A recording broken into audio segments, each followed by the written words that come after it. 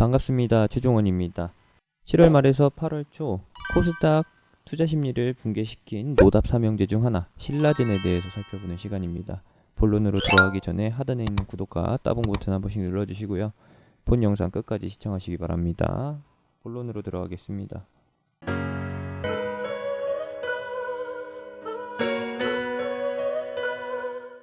신라젠이 오늘 8월 6일까지 해서 3연속 점화를 기록했습니다.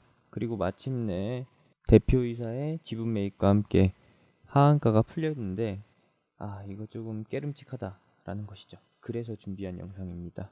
신라젠 홈페이지를 보시게 되면은 홈페이지 배너로 20억가량 12만 9천 주를 장내 매입했다라고 합니다. 요거 팩트를 체크해 보면은 언제였느냐? 신라젠의 뉴스를 보시게 되면은 여기 있네요. 9시 40분에 나온 뉴스입니다. 그렇다면은 9시 40분 이전에 매입을 완료했다라는 얘기겠죠. 그렇게 해서 살펴보시게 되면은 분봉상에서는 9시 40분 이전. 아무리 높게 사도 어느 정도다? 16,000원 이하다 라고 보실 수가 있는 거죠. 제가 예상해보는 바로는 하한가에서 바로 매수했을 것 같아요. 여기서 얼마나 체결됐느냐? 9시 2분에 500만 주, 그리고 9시 3분에 300만 주. 그 이후로 점점 더 감소합니다.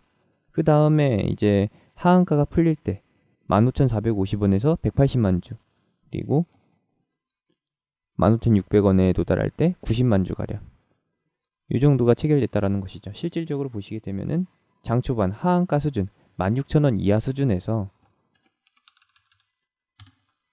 어제 하한가 잔량으로 묶여있던 1100만 주 대다수가 체결됐다라는 거예요. 어제 제가 확인해 본 바로는 장 마감 때 신라젠 하한가 매도 물량으로 매도 잔량으로 1160만 주, 1170만 주가 안 되는 어마어마한 금액의 잔량이 쌓여 있던 걸로 확인했습니다. 그런데 오늘 장 초반에 대주주가 매수했다라는 얘기죠. 그렇다면 16,000원 이하에서 매수했다라고 하면은 오늘 산 20억가량의 지분, 그것마저도 수익이다라는 거예요. 현재 진행형, 현재 아무리 낮게 잡아도 5% 수익권, 그리고 중간에 매수하자마자 바로 매도했다라고 하면은 최대 15%까지도 수익이 발생할 수 있죠. 왜? 하한가에 매수한 게 뻔하니까요. 하한가에 매수했다라고 하면은 고점 대비해서 15%가량의 수익률을 기록할 수가 있었을 겁니다. 대략적으로 예상해 볼 수 있는 거는 이 정도까지인 거고, 중요한 거는 무엇이냐? 지분 변동 내역이라는 것이죠.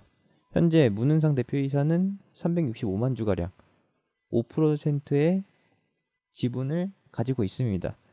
근데 변동 내역을 보시게 되면은 최종 변동일이 17년 12월 28일이에요. 18년도에 반영된 내용이 없다라는 것이죠. 근데 제가 공시에서 찾아본 바로는 차이가 있습니다. 실제로 가서 보니 다트죠. 다트에 가서 찾아보니 신라젠 최근 문은상 대표의 지분 변동 내역을 찾아보게 되면은 첫 번째 페이지에 없죠. 19년 3월까지 없고요. 두 번째 페이지에도 문은상 대표 없습니다. 세 번째 페이지에도 있네요. 이제 19년 1월에 있는데 HTS 상에서는 17년 12월 28일이 마지막인데 다트 공시 사이트에서는 1월이 되어 있습니다. 그래서 내용을 살펴보니까 본 보고서는 최초 보고일로부터 5일이 지났거나 혹은 2차례 이상 정정되었기 때문에 내용을 볼 때 각별히 주의가 필요하다라고 하네요. 이 당시 정정 후의 지분을 보시게 되면은 최대주주 문은상 대표의 지분은 1100만 주가 조금 안 돼요. 자, 여기 내용이 나와 있죠. 정정 후 내용을 보시게 되면은 2018년 7월 13일에 1100만 주를 갖고 있었고 계속 매도했다라는 거예요. 그러면 18년 7월을 보도록 합시다. 18년 7월의 주가. 18년 7월의 주가. 18년 7월의 주가라고 하면은 여기죠. 즉 계속 팔았다. 아무리 낮게 팔았어도 5만 원대인 거죠. 지금 현재 주가가 얼마예요? 16,000원대죠. 계속 매도했다라는 것이고 중간에 보고서가 거의 찾아볼 수가 없네요. 지분 변동 내역이요. 와, 이거 어떻게 봐야 될까요? 참 어렵다라는 것이죠. 최종 변동일은 17년도 12월 28일. 현재 지분은 5%. 1100만 주에서 정확히는 뭐 1100만 주 이하죠. 360만 주가 됐는데 중간 과정은 어디 갔냐라는 거. 아, 이거 참 그렇다라는 겁니다.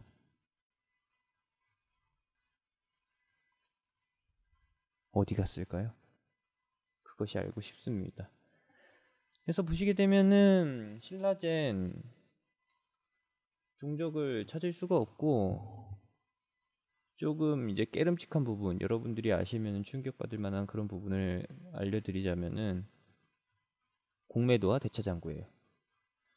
대차장구부터 보시게 되면은 대차장구는 무엇이냐? 개인 주주들이 보유하고 있는 거를 기관이나 외국인한테 빌려주는 거예요. 걔네가 매도할 수 있게끔 빌려주는 건데 7월 29일이라고 하면은 여기죠. 개인 주주들이 가지고 있는 43.5%를 빌려다가 매도했다라는 거죠. 이게 대차장구라는 게 빌려다가 아무것도 안 했으면은 여기 뜨질 않죠. 뜰 이유가 없고요. 여기 뜨는 이유는 무엇이냐? 개인 주주가 갖고 있는 거 빌려다가 팔았기 때문에, 즉 다시 말해서 공매도를 했기 때문에 여기에 이렇게 집계가 되는 겁니다. 시가총액은 따져볼 필요도 없고 현재 유통되고 있는 주식 비율이 약 91% 수준인데 낮게 잡아서 90%라고 합시다. 90% 중에서 43%가 공매도에 사용됐다라는 거예요. 얼마에서? 45,000원 수준에서. 그리고 여기에 추가로 뭐가 있느냐? 공매도도 따로 있다라는 것이죠. 공매도 비율이 얼마냐? 7월 29일에 10%가량 됐었어요. 45,000원에서 나왔다라는 것이죠. 7월 22일이면은 여기 5만원 수준이었고 5만원에서 45,000원 가는 사이에 5만원에서 45,000원까지 가는 사이에 공매도 비중이 5%가 늘었다라는 거예요. 그러면은 기존에 43.5% 정도 되는 대차장구에 플러스 5%. 그리고 어제는 조금 청산됐네요.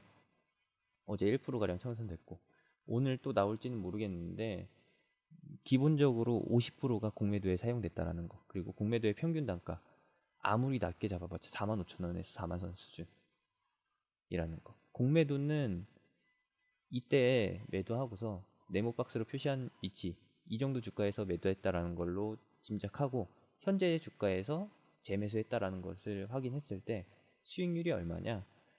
오늘 하한가 15,300원에서 환매수 쇼커버링에 들어갔다라고 하면은 수익률이 자그마치 200%입니다. 200%. 원금 대비 3배의 수익률을 냈다라는 거죠. 원금이 3배로 불어났다라는 거. 그렇게 봐주시면 되겠습니다. 이런 거예요. 이런 거.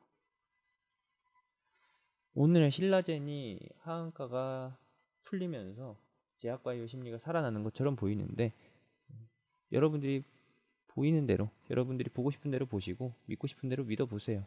저는 이제 잘 모르겠습니다. 이런 상황을 봤을 때 제약바이오의 신뢰도도 바닥을 쳤고